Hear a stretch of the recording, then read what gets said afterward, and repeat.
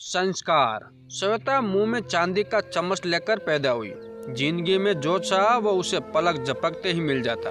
पैसे, दौलत, ऐशो आराम, इज्जत सब कुछ उसके पास था। पैसों के बल पर अच्छी पढ़ाई तो श्वेता ने हासिल कर ली, लेकिन संस्कारों की कमी उसमें बचपन से रही। माँ पिता का प्यार हमेशा उसे पैसों के कलेवर में लिपटा हुआ मिला। घर के बड़ों के पास बच्चों के लिए पर्याप्त समय कभी रहा नहीं, जिसका प्रभाव उनके व्यक्तित्व में प्रत्यक्ष या अप्रत्यक्ष रूप से पड़ा। श्वेता पैसों की गुरूर में सूर रही। कोई भी घर में काम करने वाला कर्मचारी छोटी सी गलती कर देता तो श्वेता उसके ऊपर चिल्ला उठी। आप किसी भी भाषा में चिल्लाए या गाली गलौज दे, वो अभद्र ही लगता है। श्वेता अक्सर अपने कर्मचारियों को अंग्रेजी में ही गाली गलौज करती थी। जो पुराने कर्मचारी थे वो तो अपमान का घूंट पी लेते थे, लेकिन नए कर्मचारी पीठ पीछे श्वेता के लिए बातें बनाते। श्वेता के बंगले में काम करने वाली एक लड़की जो बहुत ही निम्न परिवार से आती थी, श्वेता ने उसकी छोटी सी गलती पर उसे अंग्रेजी में बहुत खरी खोटी सुनाई। वो लड़की बहुत ही स्वाभिमानी थी। उसने भी पलट के श्वेता को उसी ही भाषा में जवाब दिया। श्वेता पहले तो अंग्रेजी में उसे बोलते हुए देखकर दंग रह गई। दूसरा, किसी ने उसको पहली बार जवाब दिया था।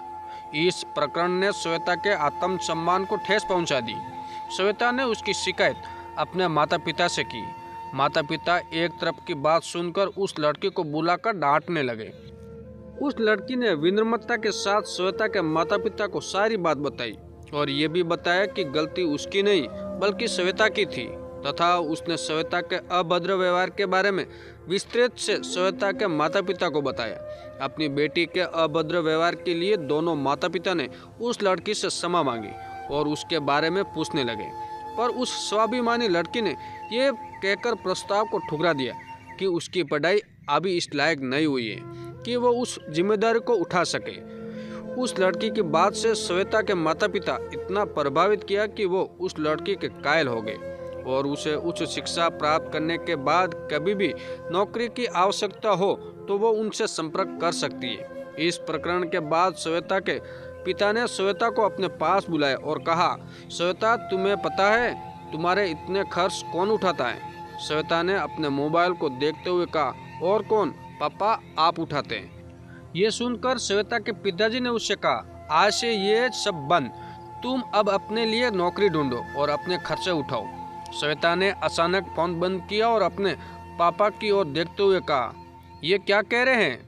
आप हमें किस चीज़ की कमी थोड़ी है? घर में बहुत पैसा है और मैं आपकी इकलौती लड़की, मुझे नौकरी की क्या जरूरत? श्वेता की बात सुन श्वेता के पिता ने उससे कहा, तुम पढ़ी लिखी हो, अच्छी नौकरी तुम्हें मिल जाएगी।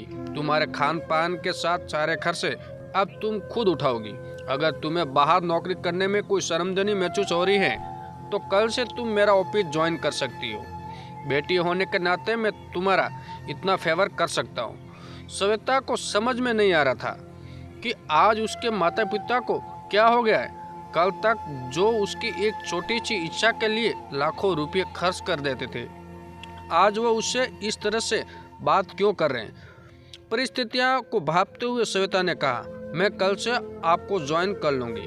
उसे लगा पापा के ऑफिस में उसे अच्छी नौकरी आराम से मिल जाएगी। दूसरे दिन श्वेता जैसे ही ऑफिस के लिए निकली तो उसे पता चला कि उसके पिता ने पहले से ही ड्राइवर को आदेश दे रखा था कि आज से श्वेता के लिए कोई भी कार उपलब्ध नहीं होगी, वो खुद ऑटो करके ऑफिस जाएगी। श्वेता टैक्सी करके जैसे तैसे ऑफिस पहुंची और सीधे अपने पापा के कैबिन में चली गई।